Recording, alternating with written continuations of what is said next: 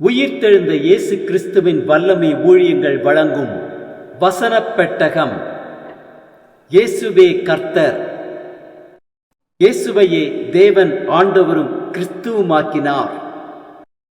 இயேசுவே ராஜாதி ராஜா, கர்த்தாதி கர்த்தா. கிறிஸ்துவே மரித்தோர் மேலும் ஜீவனுள்ளோர் மேலும் ஆண்டவர்.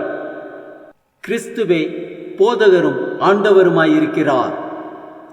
வசனப் பெட்டகத்தின் இன்றைய தின கருப்பொருள் சோதனை. அவர் என்னை சோதித்த பின் பொன்னாக விளங்குவேன். சோதனையை குறித்ததான வேத வசனங்களை பார்க்கலாம். யாக்கோபு 1:12 வாசிக்கிறோம், சோதனையை சகிக்கிற மனுஷன் பாக்கியவான், அவன் உத்தமன் என்று விளங்கின பின்பு கர்த்தர் தம்மிடத்தில் அன்பு கூறுகிறவர்களுக்கு வாக்குத்தத்தம் பண்ணின ஜீவ கிரீடத்தை பெறுவான்.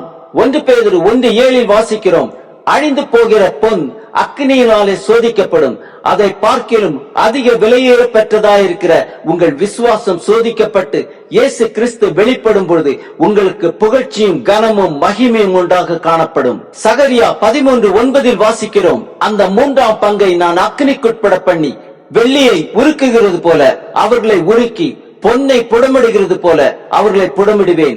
அவர்கள் என் நாமத்தை தொழுது கொள்ளுவார்கள், நான் அவர்கள் விண்ணப்பத்தை கேட்பேன்.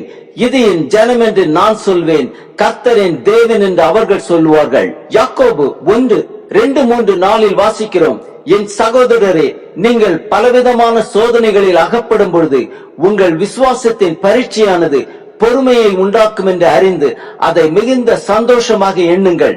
நீங்கள் ஒன்றிலும் குறைவுள்ளவர்களாய் இராமல் பூரணராயும் நிறைவுள்ளவர்களாயும் இருக்கும்படி பொறுமையானது பூரண கிரியை செய்ய கடவது. நீதிமொழிகள் 17:3 வாசிக்கிறோம், வெள்ளியை குகையும் பொன்னை புடமும் சோதிக்கும், இருதயத்தை சோதிக்கிறவரோ கர்த்தர். உபாகமம் 8:2 வாசிக்கிறோம், உன் தேவனாகிய கர்த்தர் உன்னை சிறுமைப்படுத்தும்படிக்கும் தம்முடைய கட்டளைகளை நீ கைக்கொள்ளுவாயோ கைக்கொள்ள மாட்டாயோ என்று அவர் உன்னை சோதித்து உன் இருதயத்தில் உள்ளதை நீ அறியும்படிக்கும் உன்னை இந்த 40 வருஷமளவும் வனாந்தரத்திலே நடத்தி வந்த எல்லா வழியையும் நினைப்பாயாக. எபிரேயர் 11:17 வாசிக்கிறோம், மேலும் விசுவாசத்தினாலே ஆபிரகாம் தான் சோதிக்கப்பட்ட பொழுது ஈசாக்கை பலியாக ஒப்புக் கொடுத்தான். சங்கீதம் 66:10 வாசிக்கிறோம், தேவனே எங்களை சோதித்தீர், வெள்ளியை புடமிடுகிறது போல எங்களை புடமிட்டீர். சங்கீதம் 17:3 வாசிக்கிறோம், நீர் என் இருதயத்தை பரிசோதித்து ராக்காலத்தில் அதை விசாரித்து என்னை புடமிட்டு பார்த்தும் ஒன்றும் காணாதிருக்கிறேன், என் வாய் மீறாதபடிக்கு தீர்மானம் பண்ணினேன். 1 கொரிந்தியர் 10:13 வாசிக்கிறோம், மனுஷருக்கு நேரிடுகிற சோதனையே அல்லாமல் வேறே சோதனை உங்களுக்கு நேரிடவில்லை, தேவன் உண்மையுள்ளவராய் இருக்கிறார்.